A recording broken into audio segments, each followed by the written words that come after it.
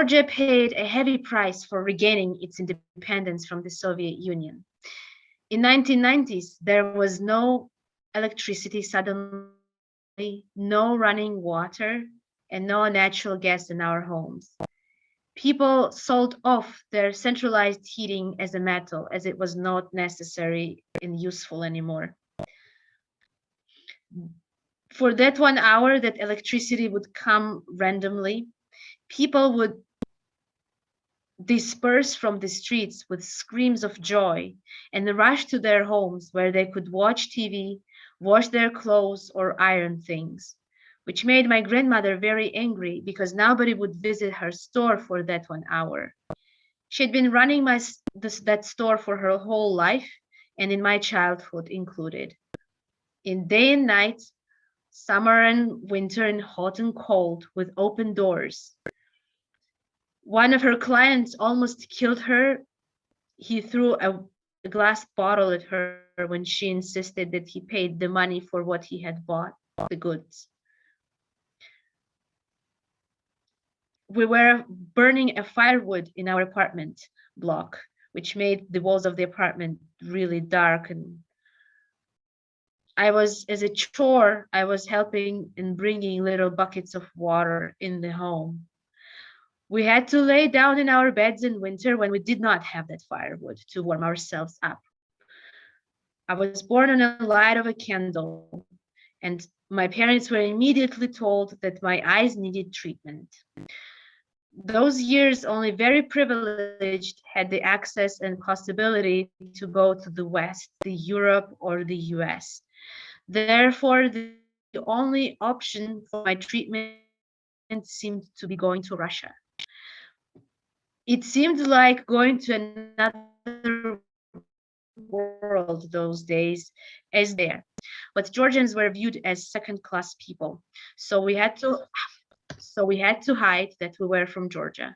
It was not so hard for me as I was native Russian speaker, but always having to think, where are you talking about your home that you miss so much? Where you should be talking about it and where not should not be the reality for any child in this world. The UN Convention on the Rights of the Child says that every child has the right to express freely his or her own identity. And these are not the hollow words.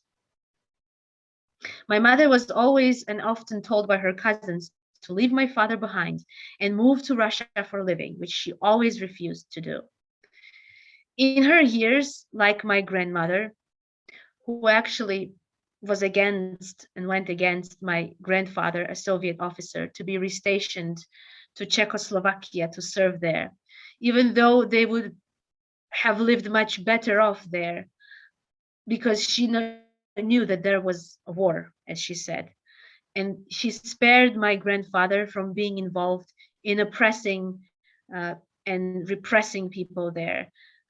As you all know, in 1968, the Soviets killed the peaceful protesters there in what was called the Prague Spring. My mother, in a similar way, has, in her younger ages, has refused to pay the bribe to the university and therefore had to move to another city out of her hometown to study. She was always challenging her lecturers who were and asking why did they think so, when they were insisting under the Soviet rule that Baltic states would not be able to survive without Russia. She had never worked since I was born. In 2002, just about 20 years ago, we moved to the capital city of Tbilisi in Georgia, because I needed to study in a specialized school for the blind, which is the only one in the country, and I could not study anywhere else back then. My father still has not come to terms with the reality that he had to leave his home village very far away to come here and move here, even though in his younger ages he had to travel even further away when he was sent off to Mongolia. Under the Soviet rule, it was mandatory for every man to serve in the military, so he was drafted and sent off there, as he refused, unlike many others, to pay the bribe to be placed in more favorable conditions and closer to Georgia. He had He had a dream, though, to build his own house, which nobody in my family believed he would be able to manage, but he had even drawn that house. As we did not have money to buy the apartment, he bought the plot of the land and started building. In 2003, the Rose Revolution happened. Under the new government, the lights went back on. Our school got new computers. The staff was not abusing physically children anymore. We got the textbooks in braille or audio so that my mother didn't have to read them to me anymore all the time. Life started getting back on track when in 2008, in August, Russians attacked us again. It was few days, but a full-scale war. My father could hear and see the military planes flying over his head as he stood on the third floor of his house that he was just building.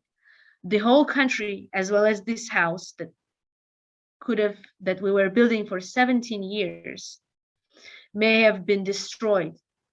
It was those days that I was imagining myself one day presenting all the evidence of injustice and crimes committed against Georgia in some international court.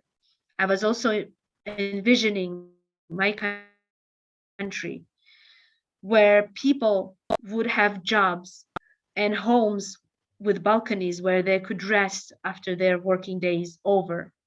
It took my father 7 years to finish up this house and us to move in.